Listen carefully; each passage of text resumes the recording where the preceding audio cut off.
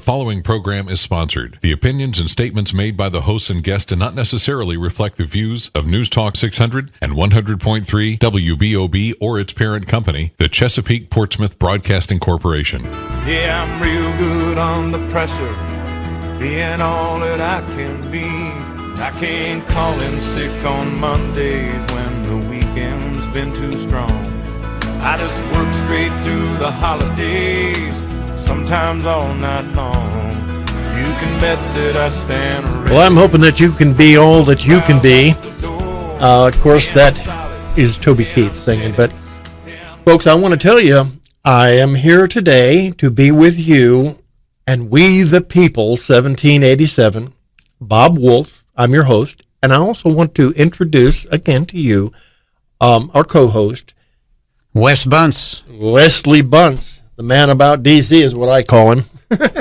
Anyways, I want to thank all of those people that worked so hard to produce the Benghazi tribute last night, the 9/11 Benghazi tribute that we had right here at the beautiful Salem Center Studios, and actually in the auditorium. And we had just about a full-packed house, and we had some fantastic speakers. And one of those speakers was Admiral Ace Lyons. He gave a spellbinding talk last night. Surprised me. This man I know that he's probably over 85, I'm guessing, but Wes says he might even be a little bit older than that. He needed some help getting up the steps to the stage. But sharp as a tack. This Admiral Ace Lyons was actually in charge of a fleet for the Navy. And we also had a retired Admiral Charles Kubik. We couldn't get, we've ended up not having Claire Lopez. She couldn't make it. But we did have Michael Del Russo. And he gave a fantastic talk. And Admiral Kubik, he was fantastic. And we also had a guest that spoke up there on the stage as well, and that was Stephanie Jason Cunningham. She's an author, and I want to mention before I leave you and turn this over to Wes, she has a PDF file on the homepage of our website, We the People 1787, and I invite you to go there, please. This PDF file is, you'll find this on the homepage. You click the button and you'll go there, and you can read the report called The Clear Horizon. And if you want to know how to put into a context of what is going on in this country, you can follow the money, and this is the way to do that. Just read the Clear Horizon report. So, again, I thank everybody that did come to our Benghazi tribute. As I say, we had pretty much a full house of people there. We had some fantastic talent there as well. We had a choir with 30 or 40 people. I didn't count exactly, but they were fantastic. They did 3 different songs. We also had a bagpipe player who played Amazing Grace, and we had the Boy Scouts of America there. The Boy Scouts of America did the colors and walked down the aisle with the flag and so forth in ceremony. And we had some wreath bearers that went up and hung wreaths to show respect for Chris Stevens, Tyrone Woods, I should say, Glenn Doherty, and Service Officer Sean Smith. So I spoke long enough. I think I pretty much thanked everybody. I hope I did right for you, but I want to turn it over to Wesley Bunce. He's going to talk to you about some things here, and I know that he will keep you spellbound. Thanks, Bob. We also want to thank the First Coast Tea Party that sponsored it. As you know, Beth Heath, Pamela Jackson, and many of theirs, they really did a great job of welcoming the guests and getting them to a facility they'd never been before. And so the main goal of this event was not only to talk about Benghazi, but at the end of the meeting, was to talk about the historic perspective of our government, the history of our nation, which carried a Declaration of Independence to tell the king back in the 1700s, we've had enough. And you have done all you could do to deny us our British given rights.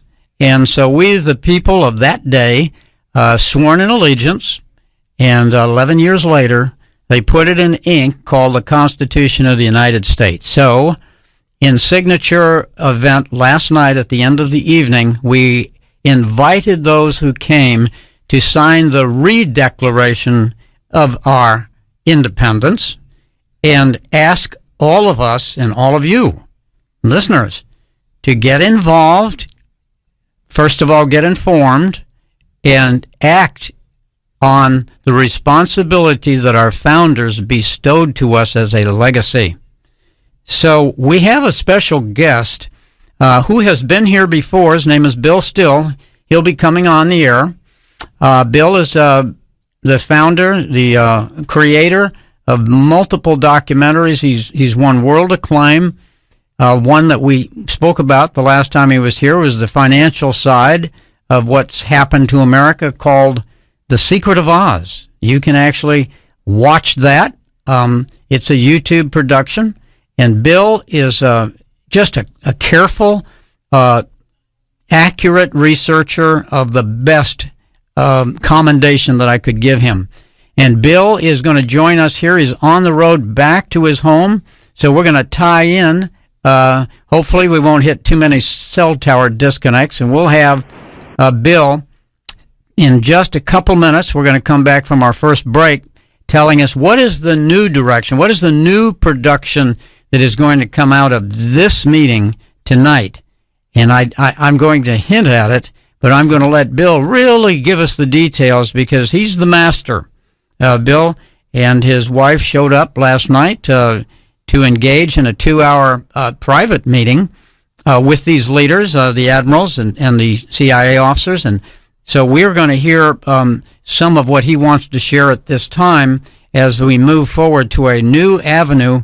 And in the meantime, when he's done, I want to read to you, I actually want to read the Declaration of Independence and then what was signed last night by the guest attending, the Re-Declaration of Independence, which is now online. You can go there and read it for yourself. As a matter of fact, you can click on signing the Re-Declaration so your name can be added. This is going to go up to Washington. We're planning on having a major newspaper carry the story. And so more on that as we get back. And this is WBOB, We the People, 1787. Be back after the break. Don't go away. Bill's going to be with us.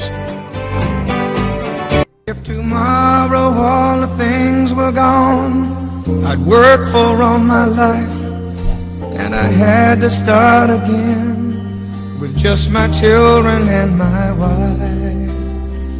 Well, we're back, and we have our guest who has checked in, Bill Still. Bill, are you hearing us?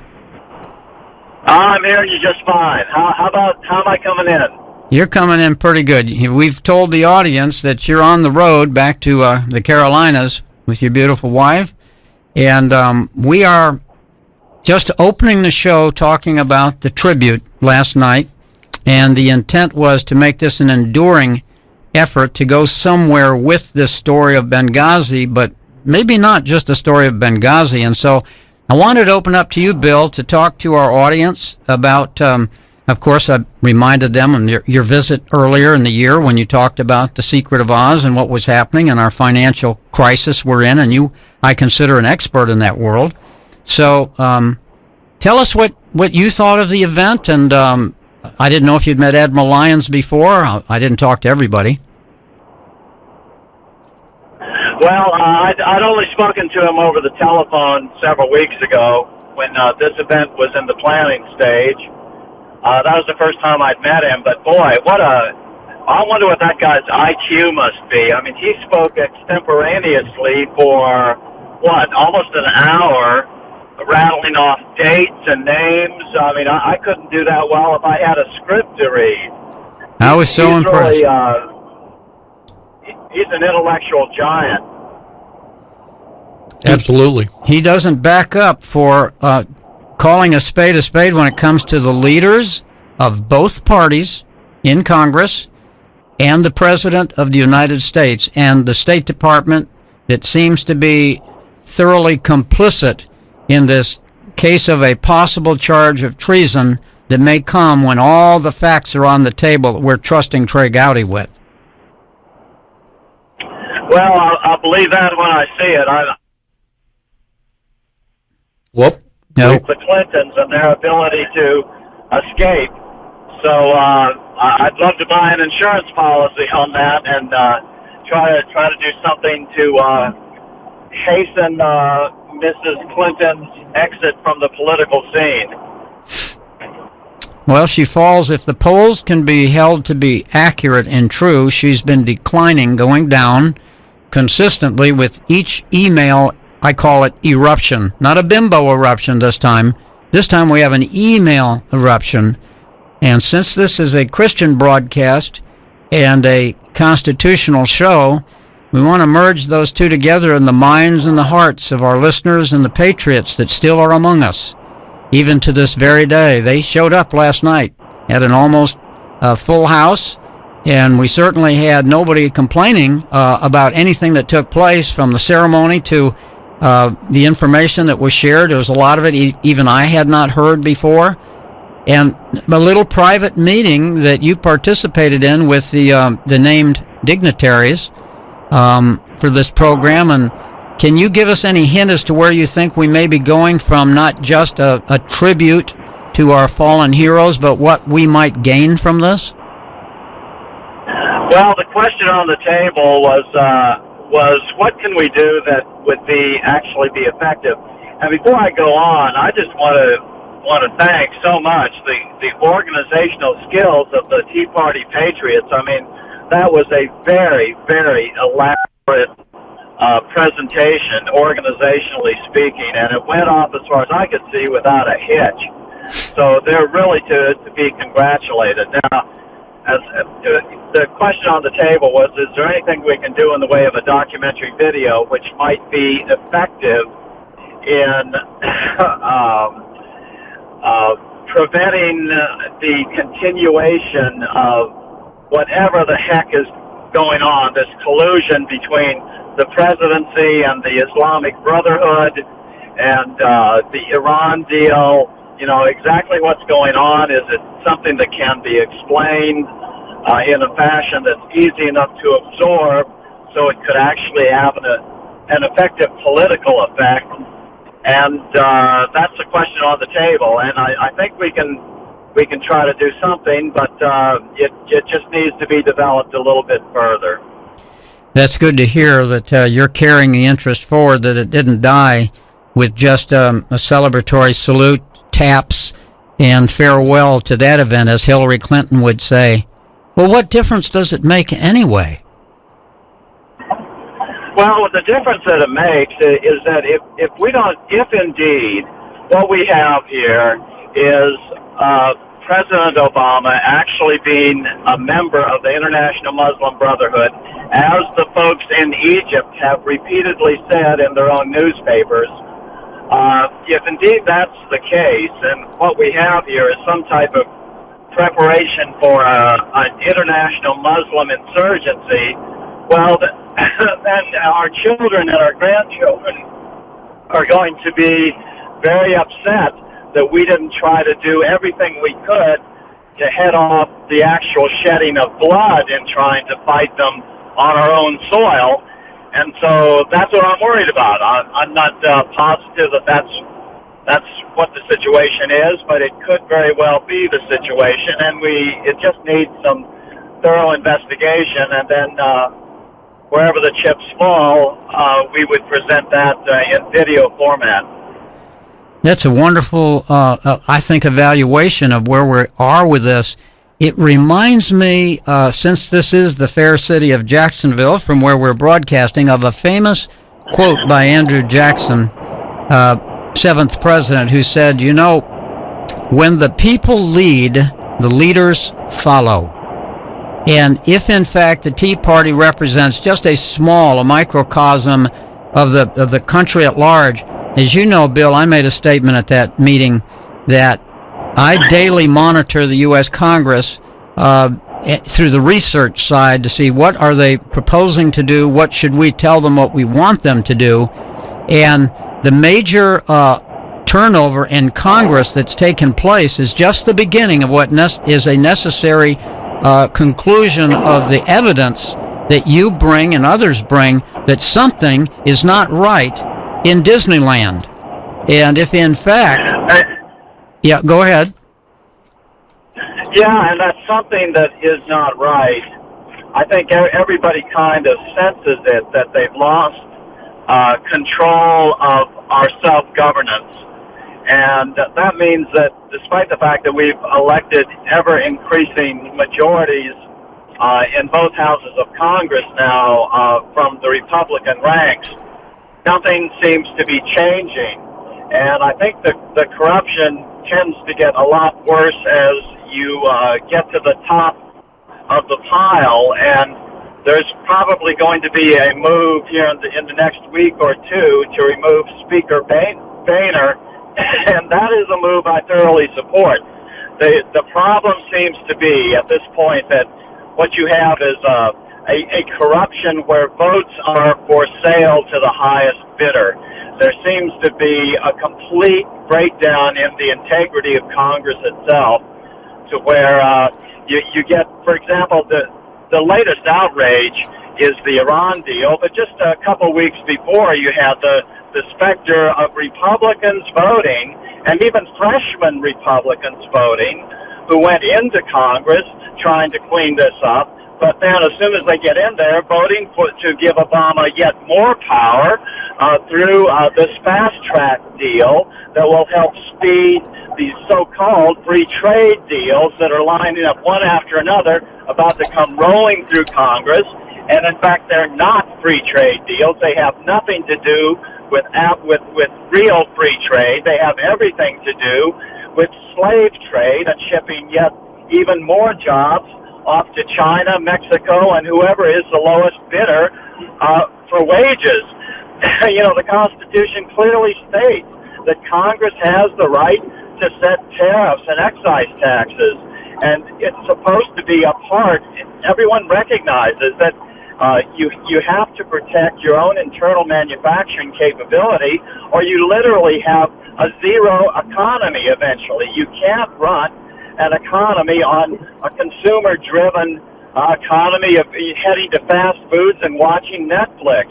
You have to make the stuff that you use on a daily basis in your own country, or your country ultimately is going to fail.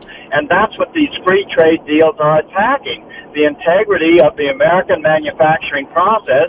And Trump has that exactly right, and Trump is the only one who has actually talked about that of the Republican candidates.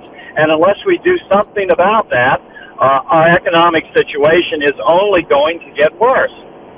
Hard to imagine it getting much worse when you have 94 million people on a government paycheck of some kind. It's unbelievable what's happened in my lifetime.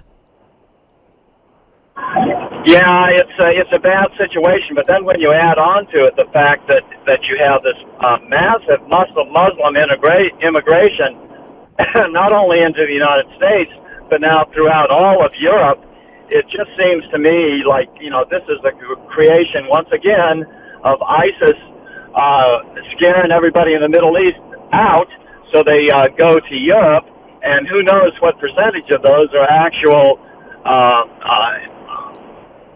Muslim activists who at some point are going to try to take down Western civilization, as the religion absolutely mandates. Yeah, that was the clear point. It was astounding, the statements about the fact that this is not a religion. It's a militant action cloaked by a religion. It is an intent that goes back, to the Ottoman Empire, when, they had the idea of a caliphate, that they were going to take the world. And, of course, the British upset that in 1917 when they came back in and they actually marched on horseback right through the fine city of Jerusalem. And we had the West pushing the Muslims out of that region and, of course, finalized with the State of Israel in 1948. Took a while for that to happen. Well, Do you have any? back in those days, what Western civilization had going for it was we had a big technological advantage over the Muslim countries. Now we don't. We no longer have that with the access to the internet, internationally to the internet. That playing field has been leveled, and you combine that with the fact that now we have international travel. You know, Muslim hordes could not cross the Atlantic Ocean and attack the United States, but now they can get on an airplane and come in and pretend to be all peace-loving and all that.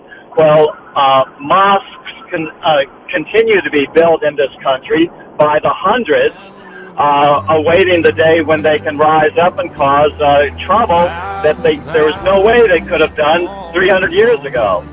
Hey, Bill, can you stand by? We're going to take a break and bring you back. We're not done with this subject.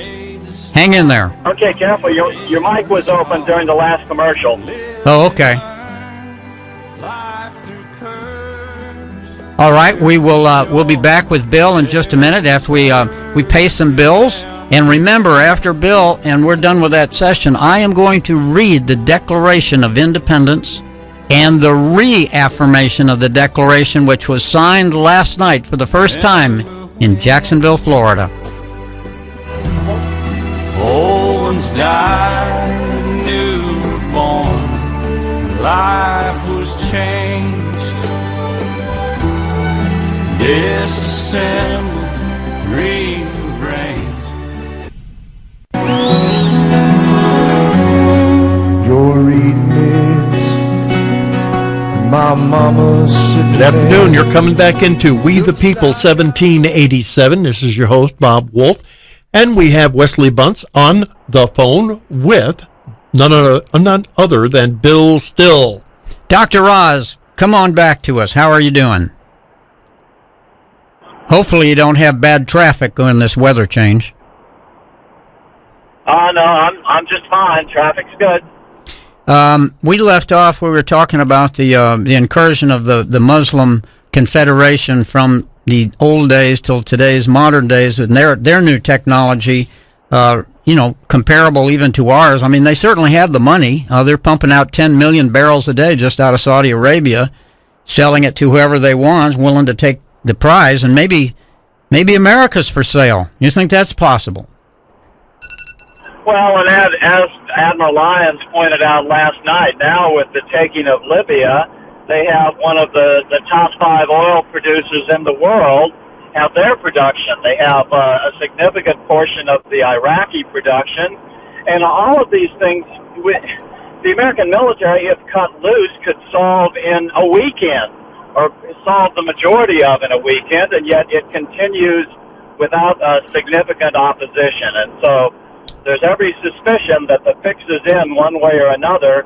The fix is in with the president because he may be supporting the Muslim Brotherhood to one degree or another. The fix is in with the Congress because now there's a significant portion of members of Congress, and not every member, but a significant portion, certainly, whose vote is literally up for auction. In other words, you're saying that the Muslim lobby is inducing Congress with campaign contributions to vote in defense of Sharia? Well, it's not just on the Muslim issue. It's on anything. We saw it on during the fast track vote. We actually know now that John Boehner had I think $1.5 million contributed to vote against fast track, but he had $5.2 million contributed to vote for fast track. And so Boehner actually supported giving President Obama more power because he got more campaign contributions from the people who wanted fast track passed. And you can go right down the list of Republicans and see that is a pattern. Whoever gives the most money gets the vote, even if it's a vote that normally Republicans would oppose. This is just unconscionable and has to be fixed. It's at the very core of whether or not we have self-governance remaining in this country. Well, you mentioned earlier on the show today the story of the challenge to leadership And one of the three congressmen for the city of Jacksonville is Ted Yoho, and he was the selected candidate to come up to challenge Boehner. Now, he was not successful. He's a freshman congressman when he did this, which was quite encouraging, that he would show his colors that, he's for defending the Constitution. Matter of fact, I can just kind of rub a little bit of honor our way because he joined our organization, Write Your Congressman, saying, I can write my own congressman. I'm a congressman, but the reason I joined is to help you guys get recognition that we've got to get the people in this fight. And by doing what we should do as individuals, we then create our own legacy for the children that follow us behind and the institutions at the same time. So thank you for that statement that you made in support of challenging the leadership, so that the real values of the grassroots don't live in Washington. They live right here in our home districts. And 435 men and women in the House, 100 in the United States Senate. And I'm kind of proud that Florida is the sponsor of two presidential candidates this time. I kind of like Mr. Rubio myself, but we have had shows here through the year about Bush and his support of Common Core, his support of the amnesty idea in immigration. And wow, is it a surprise that Donald Trump ends up being the number one candidate? Because what? He's saying, I think we ought to deport him, and we can do it in 2 years. That's the lead story on Drudge this morning. Well, as far as the deportation thing, I think what Trump is saying and never gets clarified is all you would have to do is enforce existing laws, and they couldn't become employed in the United States, and they go scurrying back across the border on themselves, on their own accord. You don't have to deport these people. You just have to enforce existing U.S. law. Brings up an interesting point. I'll never forget this, being a Floridian. When Bob Graham, who is the former governor of our state and a United States senator, he was on the Senate Intelligence Committee in his final years, and I happened just coincidentally tune in while I was traveling a radio broadcast on NPR of all places. Ooh, we don't want to talk about NPR, but he was asked this question in his departure. Mr. Graham, are you going to support the Iraq War? This is 2003.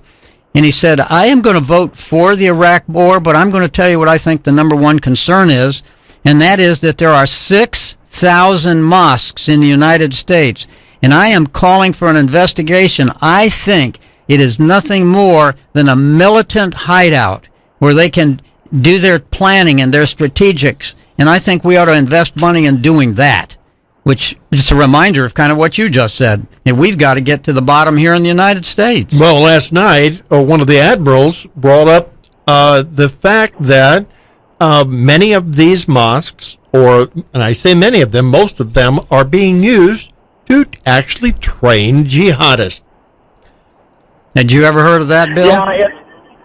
Yeah, it's a multi-pronged attack at this point. You've got all types of financial burdens being put on the United States by this unfettered immigration with the open border across the South. You have some number, at least, of jihadists coming in through the system of mosques in the United States. And, of course, I believe personally that won't be fully ignited until President Obama is out of office. He still has another 15 months to go, but he can still do a lot of damage by a variety of different ways. The people have got to speak here, and I think the core of this problem is the fact that Congress has now gotten to the point where votes literally go up for auction, even among the Republicans, and that is just intolerable and unconscionable. And I think if people spoke up about that specific issue, that's probably the most effective thing we could do, if we could somehow turn around this domination of K Street lobbyists over the U.S. Congress.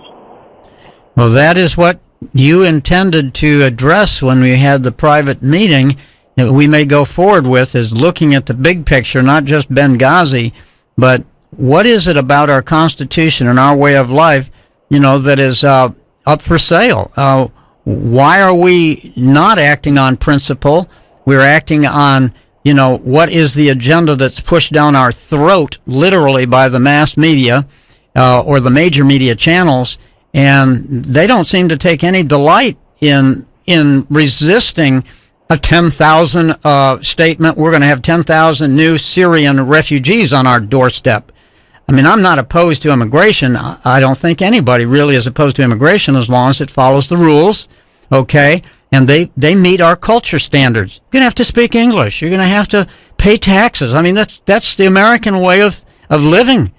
And, yeah, you're free to have your own form of worship, but let it not be intimidating another form of religion, which is what that big case was this week, is, well, it's okay to throw a Christian in jail because they're opposed to homosexual marriage, but, if they take a stand and say you can't mock our Muslim faith with cartoons or jokes or something, and there's no recompense, I think it's out of balance.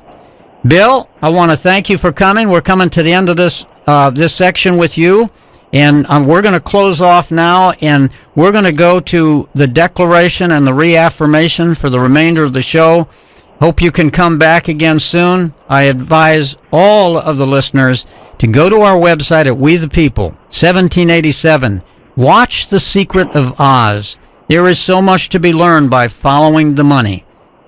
God bless you. Thanks again, Bill. Thanks, Bill. Thanks. Bye-bye. Bye now. Well, Bob? I almost forgot. I want to make sure that I give good credit out to Captain Ryman Schoaf, Captain retired, U.S. Navy. Ryman was our MC last night at the Benghazi event that we had right here at the studios, and we appreciate everything that he did and all of those others that worked their butt off to bring this to us. So come back after the break. We're going to actually read the declaration and the redeclaration. You've never heard anything quite like this. Stay tuned.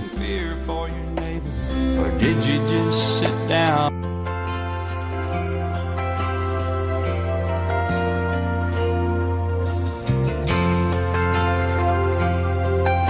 Here we are. This is Bob Wolf and Wesley Bunce. We're looking at you from We the People 1787. We hope that you're going to go out there to our website. We got a lot of recordings on there that are actually MP4 videos, so you can watch them or listen to them, whichever way you'd like. And you can also go to the Listen Live button so that you can listen to the show there. Or just tune us in on the radio, AM 600 or 100.3 FM. And I'm back with Wesley here. He's going to be doing something for you that nobody on this station has done before. Wesley? Well, 1787, the famous year of Philadelphia, the convention. A form of government called a Republican form of government. That's Article 4, Section 4 of our Constitution. The founders had these ideas, and in print last night we had, for everyone who attended, well over 300 people, we had 4 statements from our founding fathers, which I think you need to hear. And then we're going to go right into the Declaration, because these ideas actually are the ones that fostered this independent republic. And let's start with Thomas Jefferson, who was the signer of the Declaration and author. He said, "May it be to the world what I believe it will be, the signal of arousing men to burst the chains and to assume the blessings and security of self-government. That form which we have substituted restores the free right to the unbounded exercise of reason and freedom of opinion. All eyes are opened or opening to the rights of man. For ourselves, let the annual return of this day forever refresh our recollection of these rights and an undiminished devotion to them." Follow that by the second president, John Adams, who said, "Liberty cannot be preserved without a general knowledge among the people who have a right and a desire to know. But besides this, they have a right, an indisputable, unalienable, indefeasible, divine right, bring in God, to that most dreaded and envied kind of knowledge. I mean of the characters and conduct of their rulers." Patrick Henry, the flame sword of the Revolution, said, "If we wish to be free, if we mean to preserve inviolate those inestimable privileges for which we have been so long contending, if we mean not basely to abandon the noble struggle in which we have been so long engaged, and which we have pledged ourselves never to abandon until the glorious object of our contest shall be obtained, we must fight." Finally, George Washington. He said it so well: "The preservation of the sacred fire of liberty and the destiny of the Republican model of government are justly considered as deeply, perhaps as finally staked, on the experiment entrusted to the hands of the American people."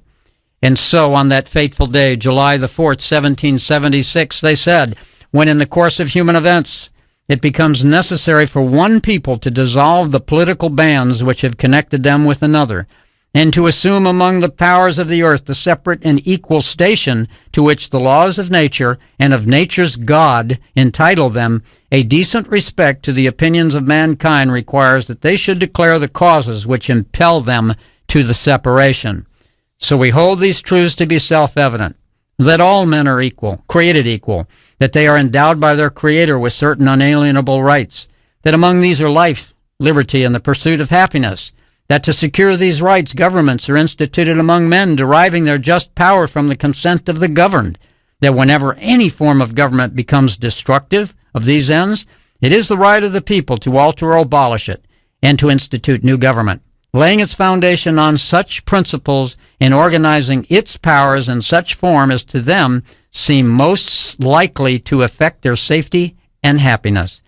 Prudence indeed will dictate that governments long established shall not be changed for light and transient causes, and accordingly all experience has shown that mankind are more disposed to suffer while evils are sufferable than to right themselves by abolishing the forms to which they are accustomed. But when a long train of abuses and usurpations, pursuing invariably the same object, evinces a design to reduce them under absolute despotism, it's their right, it's their duty to throw off such government and to provide new guards for their future security. Such has been the patient sufferance of these colonies, and such is now the necessity which constrains them to alter their former systems of government. The history of the present King of Great Britain is a history of repeated injuries and usurpations, all having in direct object the establishment of an absolute tyranny over these states. To prove this, let facts be submitted to a candid world. And they go on to say, he has refused to assent to laws the most wholesome and necessary for the public good. He has forbidden his governors to pass laws of immediate and pressing importance unless suspended in their operation till his assent should be obtained. And when so suspended, he has utterly neglected to attend to them. He has refused to pass other laws for the accommodation of large districts of people unless those people would relinquish the right of representation in the legislature, a right inestimable to them and formidable to tyrants only.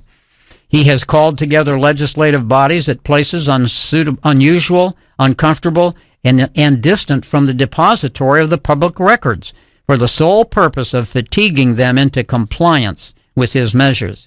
He's dissolved representative houses repeatedly for opposing with manly firmness his invasions on the rights of the people. He has refused for a long time after such dissolutions to cause others to be elected, whereby the legislative powers incapable of annihilation have returned to the people at large for their exercise, the state remaining in the meantime exposed to all the dangers of invasions from without and convulsions within. He has endeavored to prevent the population of these states, for that purpose obstructing the laws for naturalization of foreigners, refusing to pass others to encourage their migration hither, and raising the conditions of new appropriations of lands. He has obstructed the administration of justice by refusing his assent to laws for establishing judiciary powers. He made judges dependent on his will alone for the tenure of their offices and the amount in payment of their salaries. He has erected a multitude of new offices and sent hither swarms of officers to harass our people and eat out their substance. He's kept among us in times of peace standing armies without the consent of our legislatures. He has affected to render the military independent of and superior to the civil power. He has combined with others to subject us to a jurisdiction foreign to our Constitution and unacknowledged by our laws, giving his assent to their acts and pretended legislation, for quartering large bodies of armed troops among us, protecting them by a mock trial from punishment for any murders which they should commit on the inhabitants of these states, for cutting off our trade with all parts of the world, for imposing taxes on us without our consent, for depriving us in many cases of the benefits of trial by jury, for transporting us beyond seas to be tried for pretended offenses, for abolishing the free system of English law in a neighboring province, establishing therein an arbitrary government, and enlarging its boundaries so as to render it at once an example and fit instrument for introducing the same absolute rule into these colonies, for taking away our charters, abolishing our most valuable laws, and altering fundamentally the forms of our governments, for suspending our own legislators and declaring themselves invested with power to legislate for us in all cases whatsoever. In the interest of time, I won't finish with the other abuses of the king, because I think it's important that we look at the redeclaration, because that's what we today can do to correct the abuses of our current leadership, which is, as you know, headquartered in Washington, D.C. By the way, Washington wasn't the capital at the time of the signing of the Declaration. It was New York and Philadelphia. So here's the reassertation of the Declaration. You can go to our website and find it, or just go to your browser and put in reasserting the Declaration of Independence. Okay, that's it. That's all you have to put in there, and you'll come to this attempt to get Americans awake. Here's what it says. We, the people of the United States of America, September the 11th, 2015, do hereby declare the Constitution and laws which preserve and protect the liberty of the American people and the Republic which unites them must not be weakened by the actions of its leaders and the content and character of its current elected officials. They must be held accountable to the same standards of law as applies to those citizens for whom they serve. He then goes on and he assents. This is what the leadership is doing today. He's refused to assent to laws the most wholesome and necessary for the public good and national security. He's forbidden the officials in his cabinet to be held accountable for violation of law. He has used executive orders to circumvent the Constitution with total disregard for national security, empowered enemies of the United States of America, which has resulted in the death of Americans and destruction of U.S. facilities. He's obstructed the administration of justice and empowered a corrupt Department of Justice to engage in selective prosecution and despotism. It looks like we got more abuses, but we've got no more time, but you're invited. I do want to tell people this. If you're interested in getting a DVD of last night's performance that we did here, the Benghazi Tribute, just please email me and let me know. You can talk to Wes or myself by way of our email. It's Freedom Speaks, that's Freedom Speaks 1787 at gmail.com. We need for you to please go to our website, email us if you want to, and folks, we're out of here. We'll see you for this week's show is over, and we'll be back hopefully next week to see you again. God bless America. When the wolf growls at the door, hey, I'm solid, hey, I'm steady, hey, I'm true down to the core, and I will always